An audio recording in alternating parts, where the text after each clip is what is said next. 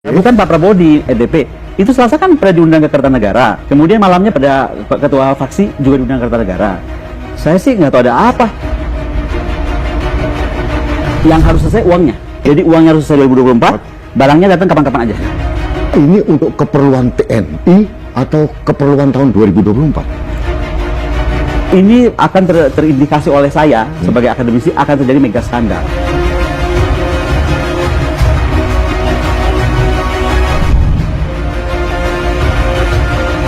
Saya cuma takut di Kemhan ini ada dua bani, Pak. Bani Kemhan beneran sama bani Gerindra.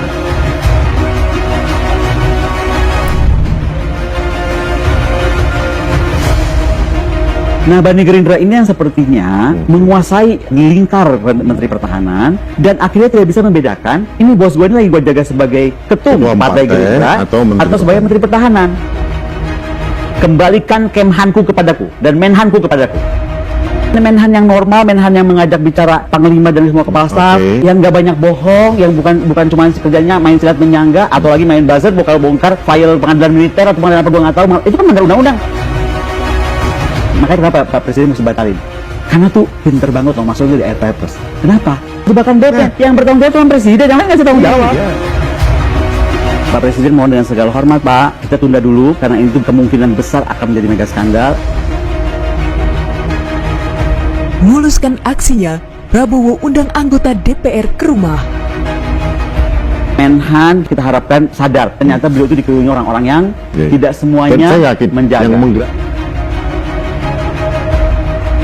Rencana Menteri Pertahanan Prabowo Subianto memborong alat utama sistem senjata atau alutsista TNI senilai 1.760 triliun rupiah nampaknya tak mendapat sandungan dari Senayan. Fraksi-fraksi di Komisi Pertahanan, Dewan Perwakilan Rakyat atau DPR disebut-sebut mendukung rencana Menhan Prabowo untuk merombak besar-besaran peralatan tempur itu. Belakangan beredar kabar, sebelum rapat kerja Komisi 1 DPR pada awal Juni lalu, Menhan Prabowo mengundang seluruh ketua kelompok fraksi Komisi 1 ke kediamannya di Kertanegara, Jakarta Selatan.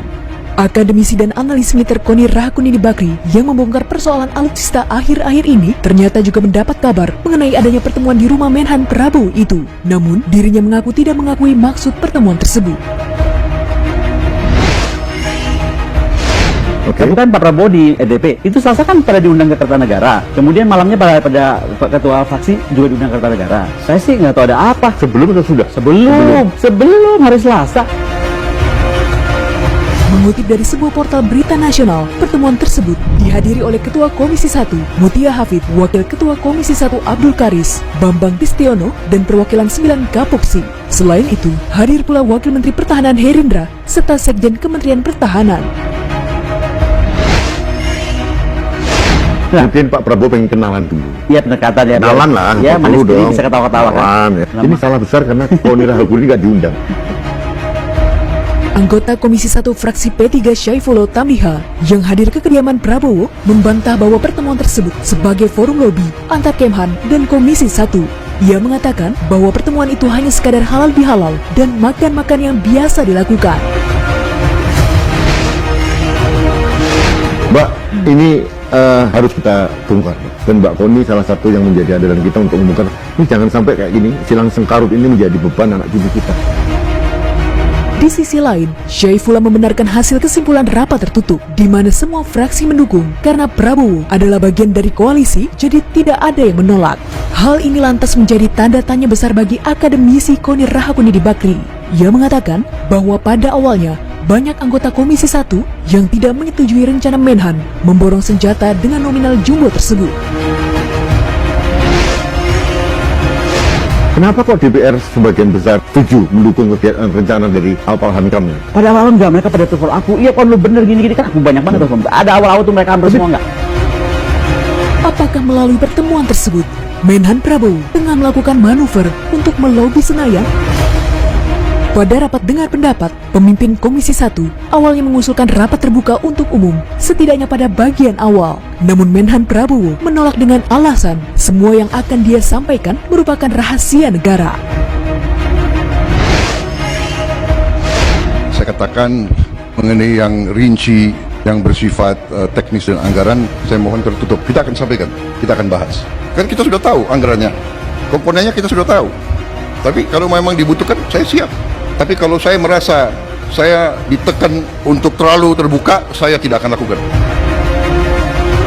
Jika memang begitu, DPR lah yang harus menjalankan fungsinya dengan baik. Jangan sampai dalih kerahasiaan sektor pertahanan dapat dijadikan tameng sehingga membuat transparansi dan akuntabilitas menjadi sulit. Analis KONI bahkan sampai mempertanyakan sebenarnya hal tersebut merupakan rahasia negara, rahasia Kemhan, atau rahasia Partai Gerindra.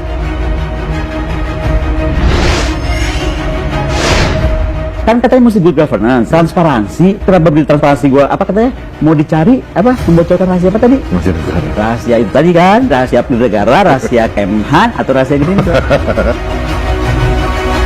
Dirinya berkata demikian bukan tanpa alasan, karena diketahui beberapa anggota Partai Gerindra menduduki jabatan komisaris di PT Teknologi Militer Indonesia yang disebut-sebut sebagai perusahaan yang akan menangani pengadaan alutsista TNI. Tak hanya itu, KONI bahkan mengungkap bahwa dirinya khawatir jika di tubuh Kemhan terdapat dua bani atau kubu, yakni Bani Kemhan dan Bani Gerindra.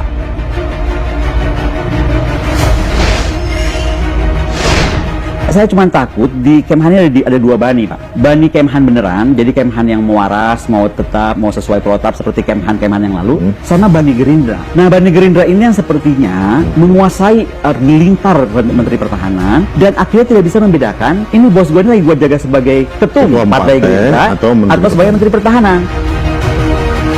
Pengadaan alutsista dengan jumlah anggaran fantastis ini tak jarang dikaitkan dengan pemilihan presiden di 2024 mendatang.